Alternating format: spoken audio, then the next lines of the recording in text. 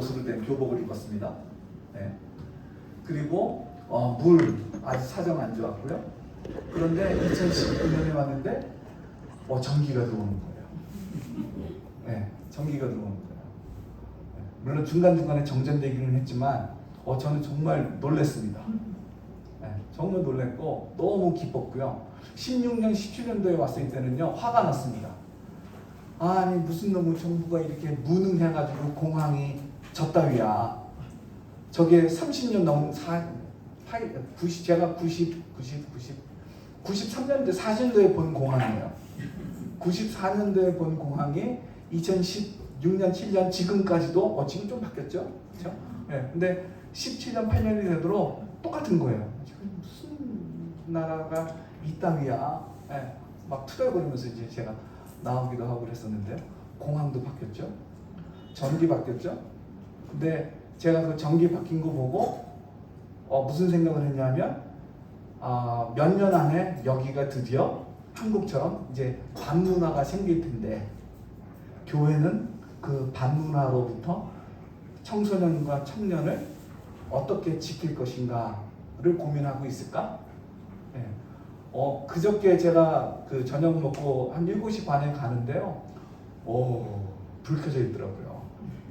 네. 여기 오래 계신 분들 전기 없을 때 해지면 끝이잖아요. 그렇죠?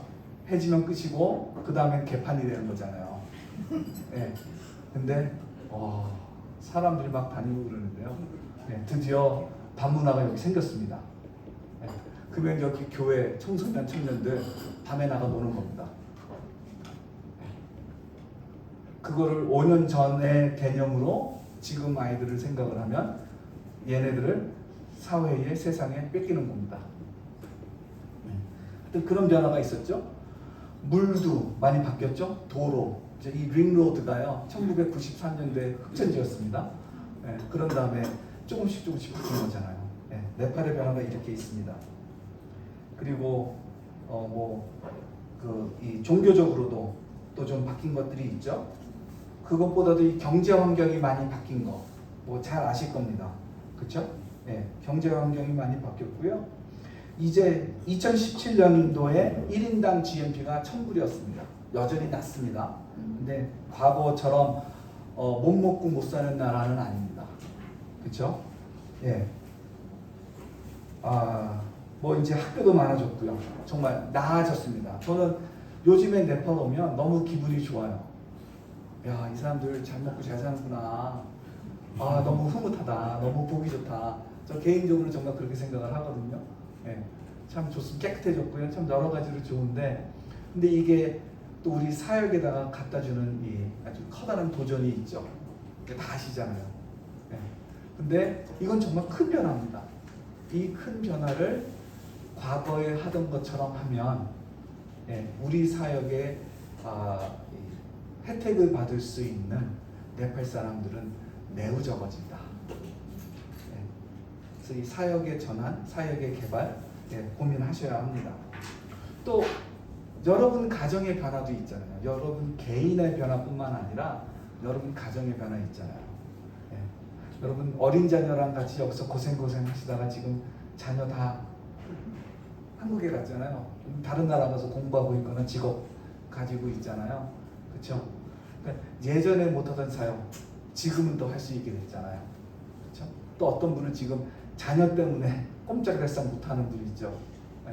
그러니까 저도 요즘에 짧게 왔다 가는 이유가 아이들이 아직 어려가지고 짧게 왔다 가는 겁니다.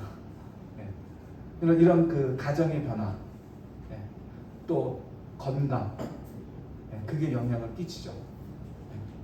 이런 것들이 우리 사역에 영향을 줍니다.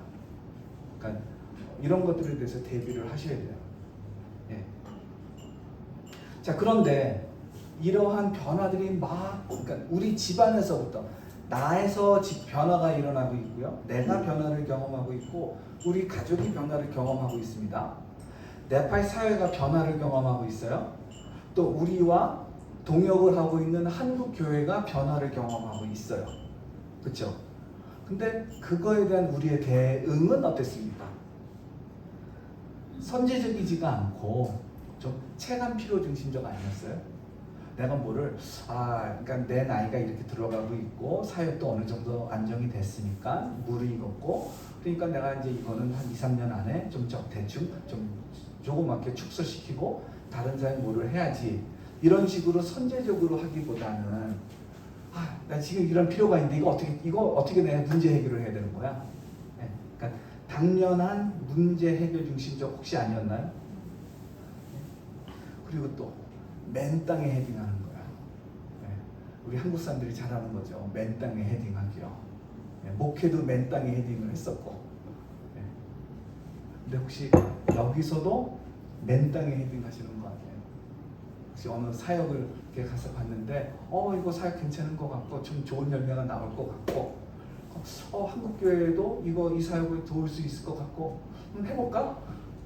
네, 그냥 맨 땅에 헤딩하는 거죠. 혹시 그러지는 않았나요? 내지는요. 하여튼 좀 그렇게 만약 했다면 좀 미리 준비하는 거, 적극적으로 준비하는 거가 좀 유익이 있을 거예요. 첫째는 일단 마음의 준비가 됩니다.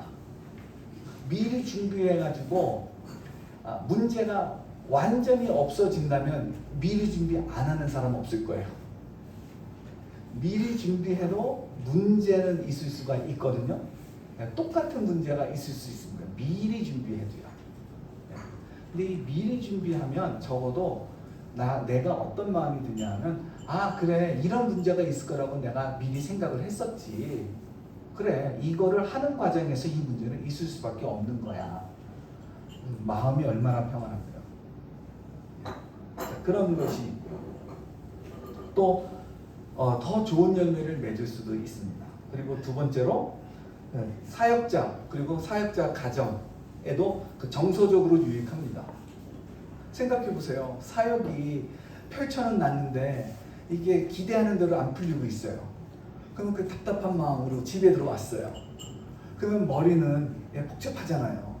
머리가 복잡한데 집안에도 복잡한 문제가 있어요. 그럼 어떻게 되겠습니까? 아무래도 쿵 하게 되기가 쉽지 않습니까? 근데 미리 준비하면 그래 이건 그럴 거라고 내가 알고 있었어. 그리고 집에 가가지고 집에서는 이거를 좀 이렇게 떼어 놓을 수가 있죠. 그리고 또 세 번째로는요, 이건 아주 현실적인, 아주 실제적인 유익인데, 미리 준비하는 사역자를 한국 교회가 보잖아요. 그러면 더 신뢰합니다. 헌금을 돈 많은 사람, 이건 저 개인적인 생각입니다. 제가 개인적인 생각뿐만 아니라 이 모금 관련해 가지고는 그렇게 얘기를 해요. 돈이 많은 사람일수록 돈을 아주 무섭게 생각하고 조심해서 씁니다. 돈이 적은 사람일수록 감정적으로 돈을 씁니다. 무슨 말이냐 하면 여러분이 선교보고를 했을 때 가장 쉽게 지갑 여는 사람은 일단 보통 이하의 경제 수준입니다. 그냥 내 마음을 터치해주면 주머니가 열리고 하나님의 일을 위해서 헌금합니다. 근데 정말 규모 있는 재정은 이 사역이 이렇게 준비가 되고 있구나. 그래가지고 이것이 어떤 결과가 나오겠구나. 어떤 그러한 그 신뢰성을 주는 사람에게 헌금하기가 더 쉽습니다. 그러니까 이게 자본이 없어가지고, 그러니까 재정이 없어가지고 사역을 개발하지 못하는 것일 수도 있지만, 사역을 충분히 개발하지 않아가지고 준비해 놓지를 않아가지고 이 일에 참여할 한국의 동역자들이 덜 모여진 것일 수도 있어요. 어느 게 먼저냐, 닭이 먼저냐, 계란이 먼저냐의 문제가 될 수 있는데, 때로는 닭이 먼저일 수도 있고요, 때로는 계란이 먼저일 수도 있습니다. 늘 재정이 없어서 일 못하는 것은 아닐 거예요. 어떤 경우에는 이것이 충분히 준비되지가 않고 충분히 알려지지 않아가지고 재정을 지원할 한국 교회 성도들이 모를 수 있는 그런 경우도 적지 않이 있을 겁니다. 늘은 아니라고 하더라도. 네. 그런 면에서 사역을 개발하고 전환하는 것, 그런 것들을 준비하는 건 매우 중요합니다. 예. 자, 타문화권 사역자의 생애 주기와 사역 개발과 전환인데 쭉쭉입니다. 예, 우리가 그 동안에 어떻게 생각을 합니까? 흔히 5개로 나누죠. 예, 유아기, 소년기, 사춘기, 성년기, 그리고 노인기 이렇게 5개 정도 이렇게 나누잖아요. 근데 힌두 문화에서는 힌두 종교에서는 이거를 4개로 나눕니다. 예, 그리고 뭐 이거는 좀 보시면 될 것 같고요. 예, 그런데 그 다음 페이지를 보면 그림 6을 좀 보실까요? 예, 그림 6을 보면 이게 아마 우리 선교사님들을 보여주는 그 그림이 아닐까 싶어요. 보면 유아기, 소년기, 사춘기 다 동일하게 지났습니다. 그렇죠? 20대, 30대, 40대인데 이 성년기에서 일반 전공을 하거나 신학 전공을 하죠. 그런 다음에 어떤 분은 신학 전공을 하고 목회 경험을 한 다음에 선교지로 오기도 하고요. 어떤 분은 사회 직장 경험을 뭐 10년, 20년 하다가 중년기에 이렇게 선교지로 오기도 하고요. 그렇죠? 예, 우리가 이런 식으로 성인기를 맞이하게 됩니다. 예, 이렇게 맞이하게 되는데, 근데 문제는 성인기가 하나의 시기가 아니다라고 하는 거예요. 예, 우리는 그 동안에 유아기, 소년기, 청소년기, 성인기, 노년기 이렇게 성인기를 하나로 놨거든요. 근데 성인기가 하나가 아니다. 예, 그겁니다. 사역 개발을 할 때 좀 고민을 해야 되는 게요. 사역 개시 전에 사역 개발을 할 거냐? 사역 중에 개발을 할 거냐? 현지 이해를 가지고선 사역 개발을 하냐? 현지 이해가 부족한데 사역 개발을 하냐? 기존 지식을 기반으로 한 사역 개발이냐? 아니면 기존 지식이 없는데 사역 개발을 하는 거냐? 예, 기존의 사역이 없는데 사역 개발을 하는 건가? 아니면 기존 사역이 있으면서 또 하나의 사역을 개발을 하는 건가? 경험이 있나 없나? 예, 훈련을 받았나 안 받았나? 독립적으로 하는 건가? 협력해서 하는 건가? 예, 자원은 충분한가? 자원 없이 사역을 개발을 해야 되나? 또 파송교회가 적극적으로 지지해주고 있는가? 파송교회가 반대하고 있는가? 이러한 여러 가지 요소들이 사역 개발에 영향을 끼칩니다. 예. 이런 것들도 우리가 좀 고민을 해야 될 거고요. 또 사역 전환을 할 때에도 이 환경은 유사합니다. 8쪽입니다. 예. 이러한 그 다양한 요소들 안에서 이러한 그 변수라고 하는 거죠. 이 변수들 속에서 우리가 사역을 개발을 하고 그리고 사역을 전환하는 겁니다. 그러니까 홍길동 선교사가 사역 개발하는 것과 강감찬 선교사가 사역을 개발하는 거는요, 똑같이 네팔에 있더라도 동일하지가 않아요. 네. 그러니까 홍길동은 홍길동대로 사역 개발하는 거고요. 심지어 똑같이 그 교회 개척을 한다, 아니면 똑같이 뭐 호스텔 사역을 한다 하더라도 홍길동의 이 사역 개발과 강감찬 선교사의 사역 개발은 동일하지가 않아요. 이건 다른 겁니다. 마치 하나님이 우리를 각각 고유한 모습으로 사랑하듯이 우리의 사역은 각각 고유한 이 속성들을 가지고 고유한 변수들 속에서 사역을 하게 되는 거예요. 네.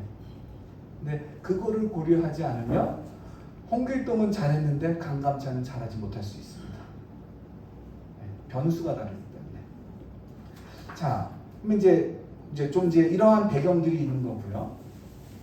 이게 이제 지금부터 얘기하는 게 오늘 이 특강의 그 중심이 되는 건데요. 이 성인기에 대한 이야기입니다. 성인기. 그 다니엘 레빈슨이라고 하는 분이 그 버클리 대학이죠. 캘리포니아 버클리 대학에서 이제 사회과학으로 박사를 받았어요. 예, 그런 다음에 하버드에서 가르치다가 예일 대학으로 가서 가르치고 뭐 오래전에 소천을 하셨죠. 예, 근데 이분이 남자가 겪는, 잠깐만요, 제가 책을 가져왔어요.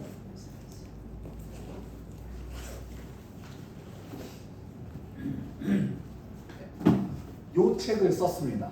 예. 이 책을 썼는데 이 책 정말 괜찮습니다. 예. 이거를 제가 드리려고 가져온 거예요. 제 책은 집에 있고요. 그러니까 이거 하여튼 알아서 돌려가면서 보시고요. 그리고 여자분들은 여자가 겪는 인생의 사계절도 있습니다. 죄송하지만 그건 못 써왔습니다. 예. 한국에 나가 계신 분한테 여자 그것도 하나 사와라. 예. 좀 가까우신 분에게 말씀하시면 좋을 것 같고요. 예. 자, 이제 이 분이 뭐라고 얘기하냐면 본인이 46살 때 자기가 경험을 하는 거예요. 인생의 전환기다. 그러니까는 성인기 안에서 46살 때, 그러니까 46살 이전부터 좀 시작이 됐겠죠. 뭔가가 이전과 좀 다른 삶을 내가 살고 있는 것 같다. 내가 좀 변화를 경험하고 있는 것 같다라고 하는 자기로부터 질문을 가지게 된 거예요. 그래가지고 이제 연구자들을 모아가지고 같이 이 연구를 하게 된 거고, 그 당시에 질적 연구가 흔하지 않은데 인터뷰를 통해 가지고 여러 사람들에게 인터뷰를 하고 그러면서 거기서 공통점을 만들어내고 그러면서 이제 발견을 한 건데, 그 내용은 바로 이겁니다. 그 8쪽의 그림 8이요. 성인 이전기, 성인 초기, 성인 이전기는 청소년까지죠. 그런 다음에 이제 이 성인기가 있는데 성인 초기, 중년기, 성인 후기로 성년기를 나눌 수 있다라고 이분은 말하는 거예요. 예. 그리고 그것도 아예 나이도 얘기를 합니다. 약 40살, 예. 약 40살에 약 60살에. 근데 이 연구가 또 오래전에 됐잖아요. 그러니까 그때는 뭐 80세, 뭐 70세, 80세면 이제 세상 떠나는 시절이었기 때문에 지금처럼 100세 시대가 아니잖아요. 근데 이분이 요즘에 연구를 했다면 노인도 기가 또 있을 것 같아요. 예. 근데 우리 평균 수명이 길지 않았을 때 되었던 연구라 성인기만 얘기를 한 건데 성인 초기가 있고요. 그리고 중년기가 있고요. 그리고 성인 후기가 있다. 성인기가 그렇게 구별이 된다라고 하는 거예요. 예. 그리고 이 전환기가 성인 초기 앞에 있고요. 성인 초기와 중년기 사이에 전환기가 있고요. 중년기하고 성인 후기 사이에 전환기가 있다. 예. 이렇게 가다가 확 바뀌고 이렇게 가다가 확 바뀐다예요. 그 전환기가 있다. 예.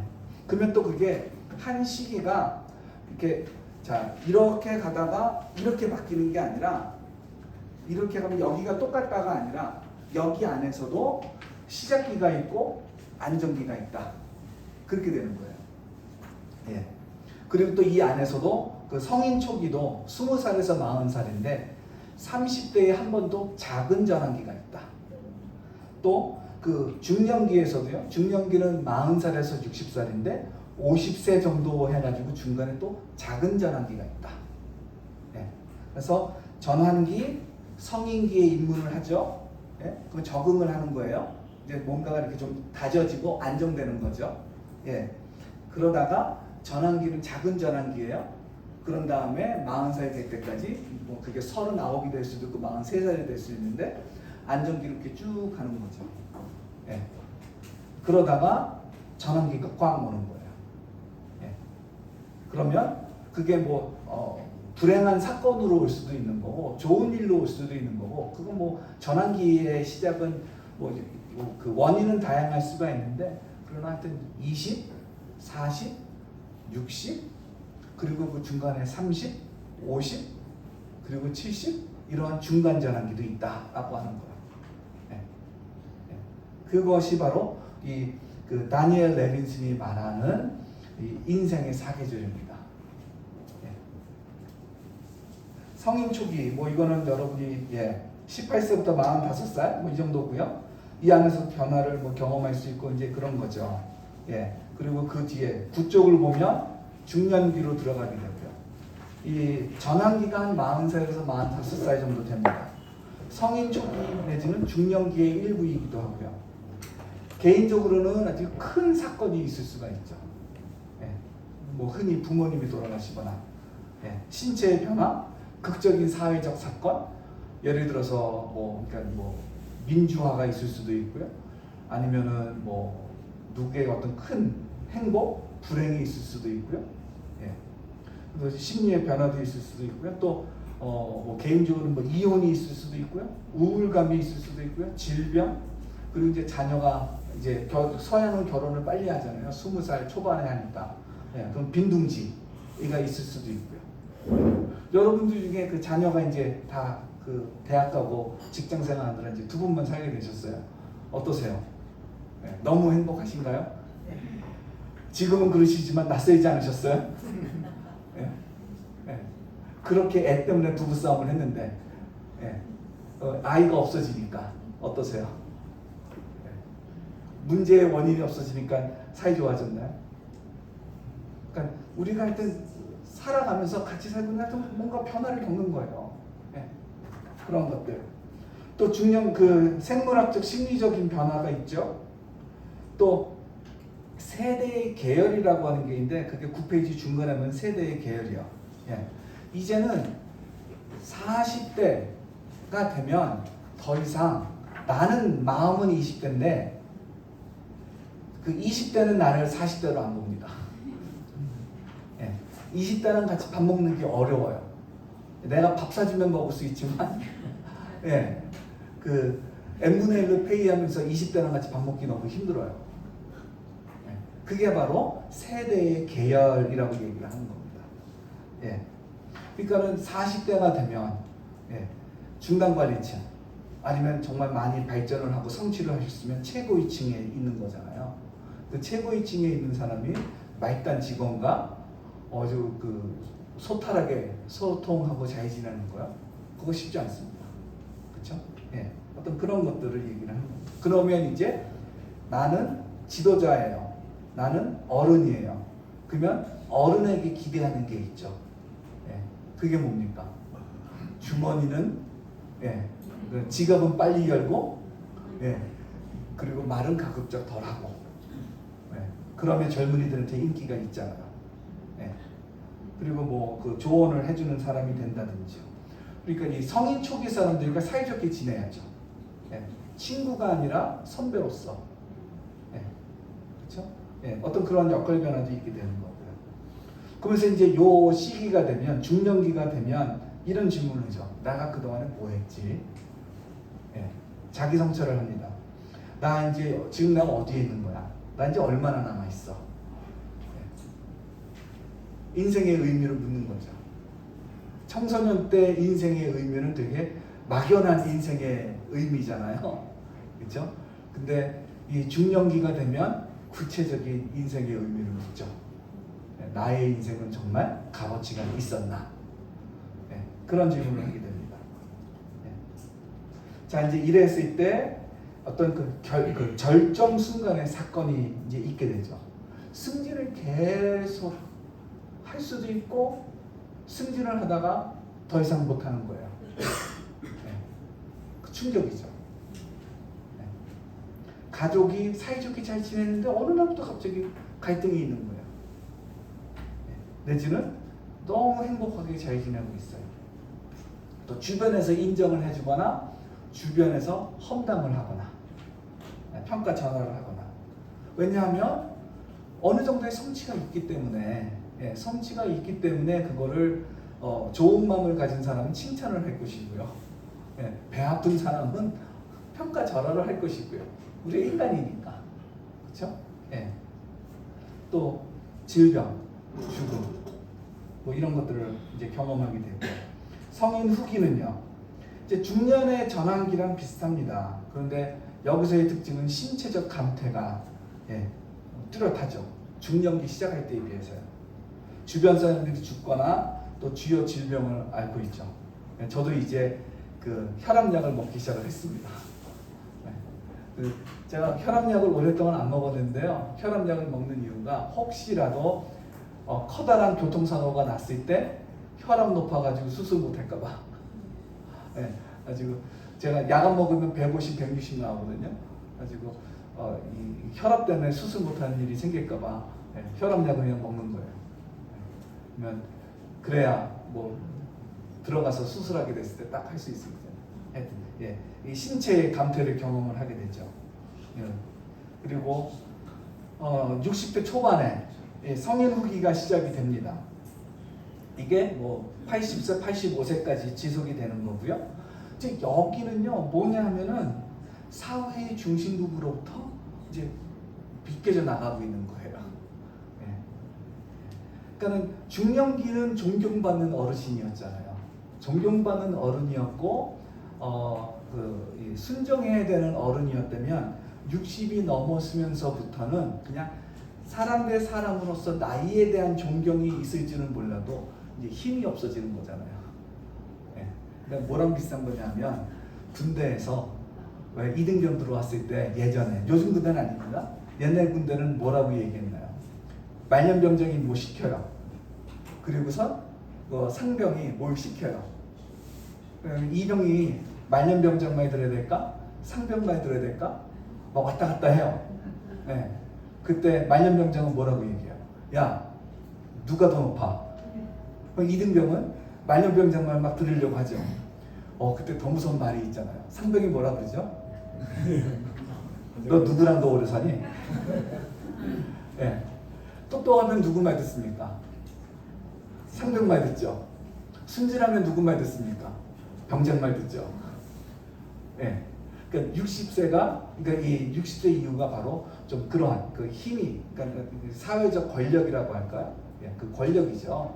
예, 그 권력이 없어져 가는 거죠. 그러면 어떻습니까? 서운하죠. 나의 가치가 없어지는 것 같죠. 예. 그런데 집안에서도 마찬가지입니다. 아빠가 60 넘어가지고 자기의 권위를 포기하지 않으면 어떻게 됩니까? 전제적이고 현명하지 못한, 사랑받지 못하고 사랑할 줄 모르는, 그리고 그의 성인 자녀들은 부모를 또 자기 자신을 사랑할 수 없는 미숙한 성인이 될 것이다. 네. 그러니까 이 노년기를 맞으면서 성인 후기를 맞으면서 적절하게 내가 먼저 힘을 빼는 게 그게 오히려 내가 힘을 얻게 되는 비결일 수가 있습니다. 네. 근데 이거는 우리 남자들이 약합니다. 네. 저도 약하고요. 네.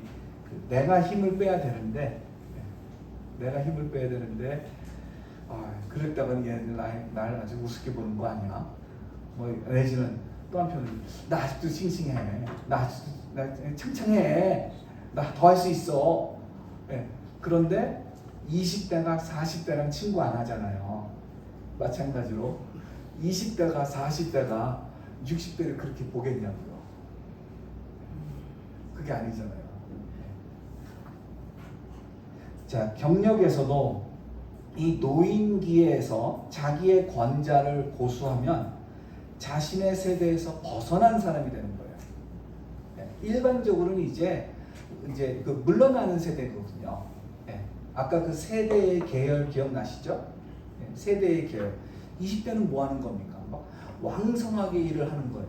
왕성하게 일을 하고 막 뭐랄까 성취, 성공, 뭔가를 막 보여주고 막 왕성하게 일하고 3일 동안 밤새도 뭐 잠깐 자고 나면 벌떡 일어나서 또 일하고 막 그런 그 엄청난 일을 하는 세대란 말이에요.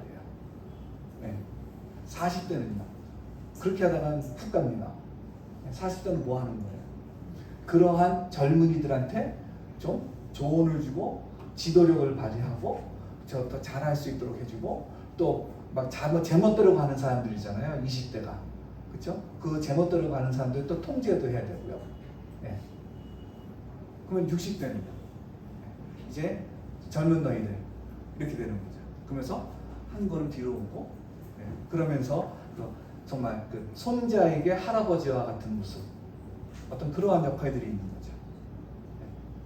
그러면서 이 사회에서 그리고 자기 자아에 대해서 내가 얼만큼 개입할 것인가, 그거를 또 적절하게 내가 조절을 해야 합니다.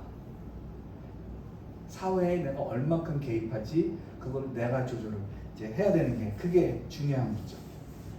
그리고 이제 더 이제 내면의 세계를 좀 돌아봐야 되겠죠. 나의 내적 세계를 창조하려고 노력을 하면 성인 후기도 충만하고 풍요로운 인생의 계절이 될 수가 있습니다. 학교 안에서 얘기를 하면요, 65세 은퇴거든요. 65세 은퇴인데 64세까지도 후배 교수들 그냥 가만히 있어요. 입 다물고 있어요. 진짜 친하지 않으면. 예. 이제 한 학기 남겨놨을 때 그때 물어봐요. 은퇴하고 뭐해요? 예. 그거 기분 나빠해요. 예. 그래가지고 진짜 안 친하면 이게 괜히 오해받을 수 있어요. 왜? 나 빨리 나가길 원하는 거야? 예. 그렇게 들리는 거예요. 은퇴하고 뭐해요? 그거를 빨리 나가, 왜 아직도 남아있는 거야? 이렇게 해석이 됩니다. 어떤 사람들에게는요. 그래가지고 질문 안 해요. 그런 질문. 만약에 질문을 하면 아주 가까운 사람, 나도 저 은퇴 준비를 미리 하려고 하는데요. 뭐 은퇴한다면 뭐 할 거예요? 그런 질문하고요. 그리고 이제 한 학기 정도, 뭐 한 2살, 2개월 남았다, 1개월 남았다. 그러면 이제 그때는 그냥 인사말로 물어보죠. 아유, 은퇴 계획은 어떻게 세우셨어요? 예. 그러면서 이제 우리끼리 모였을 때, 젊은, 그러니까 65세가 아닌, 60을 바라보는 우리끼리 모여서, 그럼 은퇴하고 좀 책 좀 써야지. 그동안 책도 안 하고 뭐 했어? 예. 그 내용이 바로 이 내면 세계를 창조하는 거, 뭐 이런 얘기죠. 그동안에는 내가 선생으로 뭘 막 생산하려고 노력을 했는데 그게 아니라 그동안에 공부한 거, 그동안에 가르친 경험, 그런 것들을 다 토대로 해가지고 뭔가 좀 의미 있는 책 좀 쓰면 어때? 예, 바로 그런 의미입니다. 예, 또 그렇게 이 성인기를 세 개로 좀 나눠볼 수가 있다. 예. 여러분의 이 연령은, 나이는, 연세는 어떻게 되십니까? 그러면 그거에 맞춰가지고, 그러니까 저도 이게 꼭 20, 20, 40, 60이 절대적으로 중요할까라고 하는 의심은 저도 사실은 있어요. 네.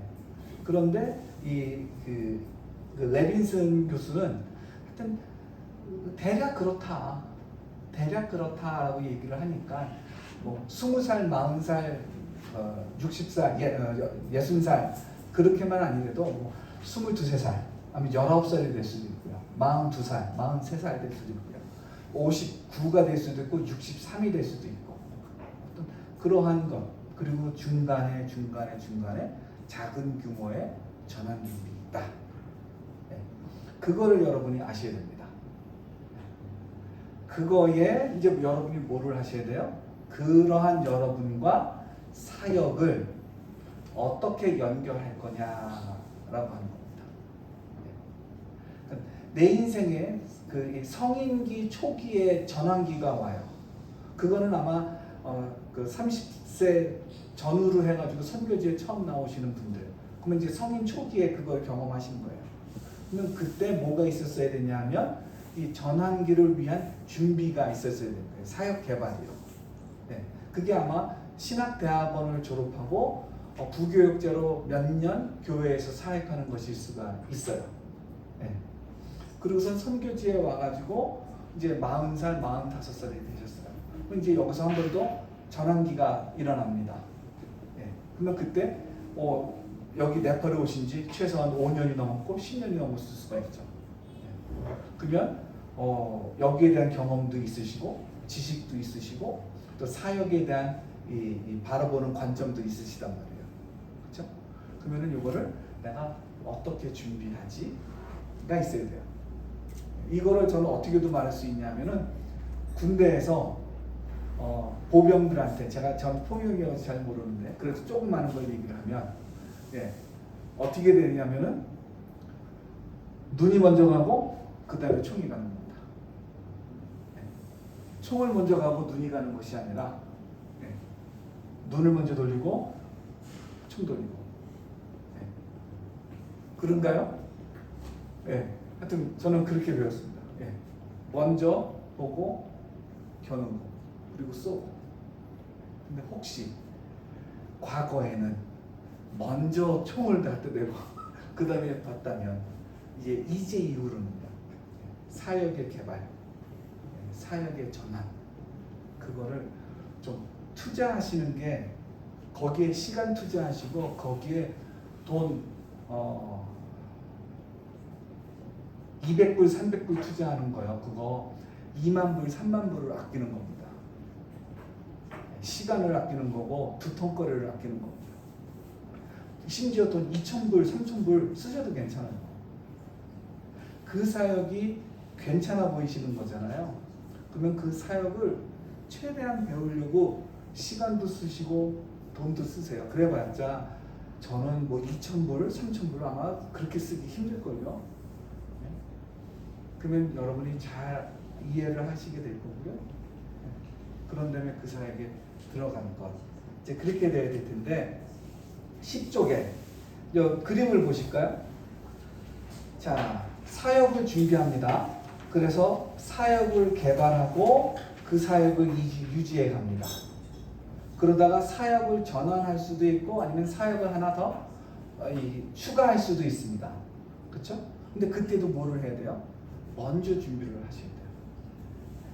먼저 준비를 하고 그런 다음에 전환을 하고요. 그리고 또 개발을 하고요. 네. 좀 그러한 방식으로 좀 있어야 되지 않을까 싶은데요. 자, 나가는 말 제가 좀 읽겠습니다. 하나님을 신뢰하는 것과 계획하는 것이 반대말이 아니다. 하나님을 신뢰하며 잠잠히 있는 시간은 하나님의 강권적이고 주권적인 역사만을 의미하지 않는다. 물론 나의 뜻이 아닌 하나님의 뜻을 이루고자 하는 것은 우리의 삶의 자세이고 기본 원리이다. 하지만 계획을 세우는 것이 나의 뜻을 이루기 위한 것이 아니다. 오히려 전지전능하신 하나님에 비해 유한한 우리가 제한된 자원을 효율적으로 활용하는 믿음의 적극적인 실천일 수 있다. 너희 중에 누가 망대를 세우고자 할진대 자기의 가진 것이 준공하기까지의 족할지는 먼저 앉아 그 비용을 계산하지 아니하겠느냐. 모든 것이 변하고 있는데요. 또 우리 한국교회가 변하고 있고, 자, 그러고 있는데 우리 사역자는 자신의 사역 개발과 전환에 대해 선제적이고 능동적으로 고려하고 실천해야 합니다. 다니엘 레빈스는 성인의 시기를 세 시기로 구분을 했고요. 각 시기마다 전환기가 있다라고 주장을 했습니다. 성인 초기, 중년기, 성인 후기. 이 시기들에 앞서 있는 전환기들은 타문화권 사역자들도 적용이 가능합니다.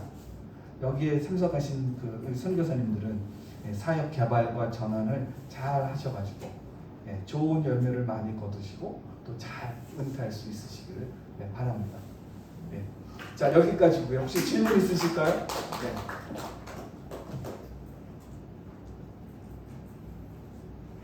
예, 선교사님.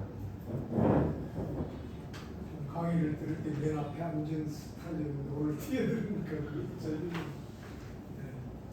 이제 이런 내용은 이제 전체적인 서베이가 되고 각기들은 서로 실제적인 이런 개발을 하는 지침이나 그런 것들을 혼자서 할 수